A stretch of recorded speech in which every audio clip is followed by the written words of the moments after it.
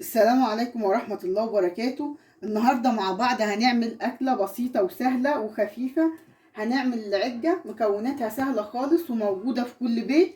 هي عبارة عن فلفل أسود، ملح، دقيق، بيض، كزبرة وشبت. هنبدأ مع بعض نخرط الكزبرة والشبت، يعني ربطة وربطة مثلا، وعلى حسب البيض اللي احنا هنعمله. نبدأ نخرط كده الكزبرة والشبت مع بعض.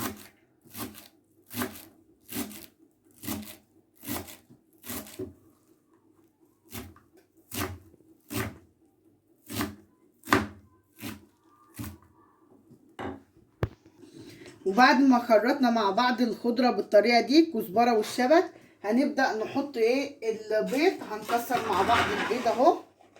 بس يا ريت واحنا بنكسر البيض نكسره في طبق خارجي لحسن تكون فيها بيضة وحشة ولا حاجة. اما نيجي نعمل بيض ما نكسروش كله في الطبق اللي هنشتغل فيه. نكسر بيضة بيضة بره.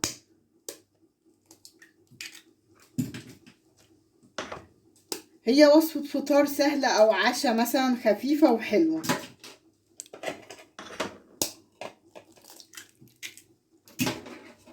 هنكسر كل البيض بالطريقة دي.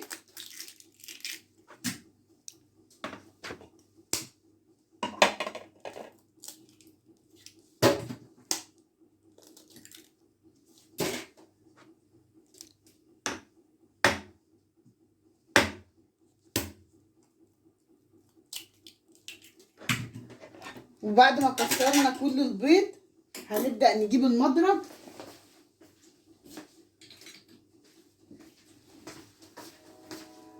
وهنضرب البيض في الخضرة بالطريقة دي. نضربها كويس كده عشان ريحة الزفارة تروح. واحنا بنضربه كده نحط معاه فلفل اسود. الفلفل الاسود بيودي ريحة الزفارة. ونبدأ نحط الملح اللي هي الكمية اللي هتملح معانا، ونقلبهم كويس بالطريقة دي.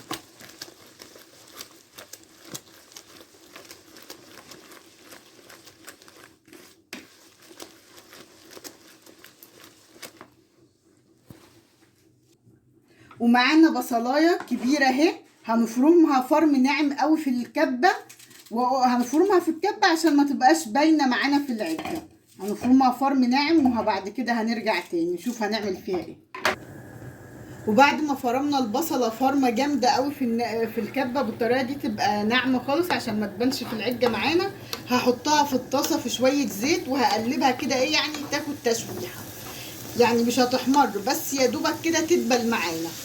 هقعد اقلبها كده لما تدبل معانا اهو بالطريقه دي.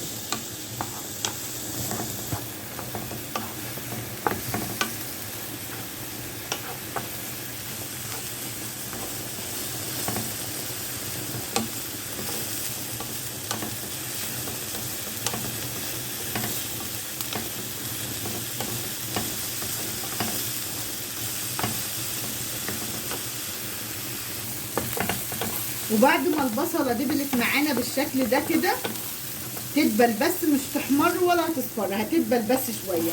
هطفي عليها واسيبها لما تهدى وتبرد شويه، عشان مش هينفع انزل بالبصل على البيض وهو سخن، لان هيخليه يعمل تكتلات. اسيبه يهدى البصل كده ويبرد شويه وبعدين نشوف هنعمل ايه. وبعد ما البصله هدت معانا بالطريقه دي، هننزل بالبصل على الخليط بتاعنا اللي هو البيض والكزبره والشبت. وطبعا حاطين له ملح وحاطين له فلفل اسود. وهنبدا نقلب.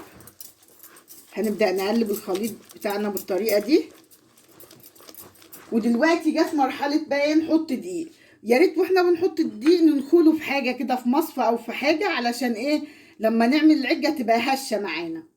هننخل له الدقيق كده، يعني معلقتين كبار دقيق، ما نكترش عشان ما تبقاش كبسه. ونقلب بالطريقه دي كده بالمضرب. نفضل نقلب لحد ما الخليط هيمتزج كله مع بعضه ويبقى قوامه كده اهو، يعني معلقتين كبار مش اكتر. وبعد ما الخليط امتزج كله مع بعضيه وبقى قوامه كده اهو، وبقى بالشكل ده كده. دلوقتي نبدأ بقى نحط طاسة على النار فيها زيت، ونبدأ نشوف هنقلي العجة ازاي. كده بقى الخليط بتاعي جاهز معانا على القلي على طول. هنحط الزيت ونشوف هنعمل ايه بعدين. دلوقتي معانا العجة، دلوقتي هنبدأ ايه، نحط الزيت على النار يسخن وهنبدأ نقلي العجة. طبعا هنحط العجة بمعلقة زي دي كده وهنبدأ نحط بيها اهو. هنحط بالمعلقة كده، هنحط في المعلقة كده العجة ونبدأ ننزل بيها في الزيت كده بالطريقة دي. هناخد بالمعلقة كده وننزل كده اهو زي ما انتوا شايفين في المعلقة، وننزل كده. احنا يعني مش عايزينها تبقى كبيرة قوي ولا صغيرة قوي يعني، بس هي شكلها هيبقى شكل عشوائي يعني، مش هيبقى شكلها شكل مميز. تمام.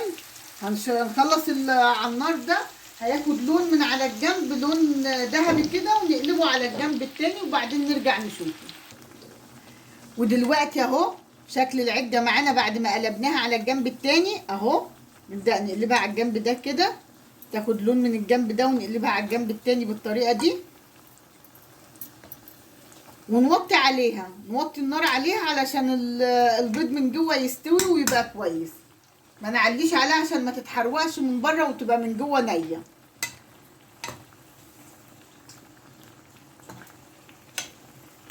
نبدأ نطلعها بقى دلوقتي معانا اهو. هنطلعها كده.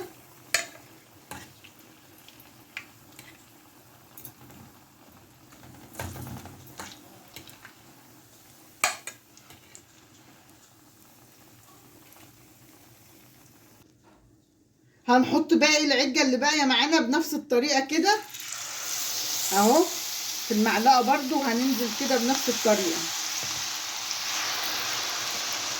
برضو. هتاخد لون من على الجنب ونقلبها على الجنب التاني، وهنخلص كل الكمية معانا ونرجع لكم تاني.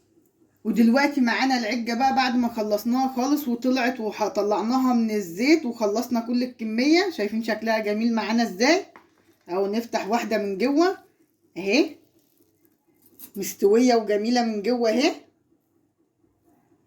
وطعمها خطير والله وحلوة قوي. هتبقى جميلة قوي معاكم في الفطار او في العشاء. جربوها هتعجبكم جدا وهتعملوها باستمرار، وخفيفة وحلوة على فكرة وجميلة.